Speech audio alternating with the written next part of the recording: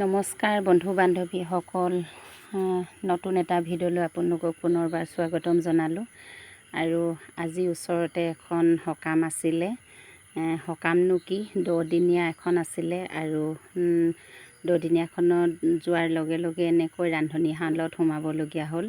আমি সকলো গাঁৱৰ জ্ঞাতিয়ে লগ লাগি এনেদৰে পাচলি কুটা, তামোল কটা, চাহ বনোৱা আৰু ৰাইজক জলপান দিয়া, এইবোৰ কামত সকলোৱে ভাগে ভাগে লাগি আছে। মই কিন্তু ভাতৰ ৰান্ধনি পালোঁ আৰু চব্জি আৰু ভাত এইখিনি বনাই দিবলৈ ক'লে।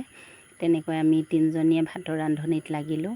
আৰু ইফালে ভকতসকলে নাম লৈ আছে আৰু আলহী আহি আছে বাৰু। এয়া মই ৰান্ধনি হৈ আছিলোঁ। ভাত হৈ গ'ল, কিন্তু চব্জি বনাই আছিলোঁ।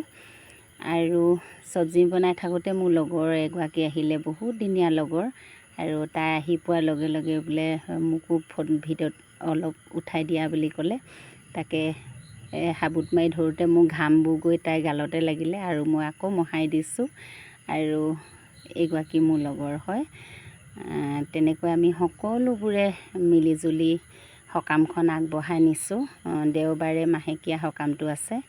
আৰু সকলোবোৰ কাম কৰি শেষ হোৱাৰ পিছত এনেদৰে ফেনৰ তলত অলপ দেৰি বহিলোঁ। আৰু আজি মোৰ ভিডিঅ'টো ইমানেই। আপোনালোকৰ ভাল লাগিলে লাইক, কমেণ্ট, ছাবস্ক্ৰাইব কৰিবলৈ নাপাহৰিব। Bye bye.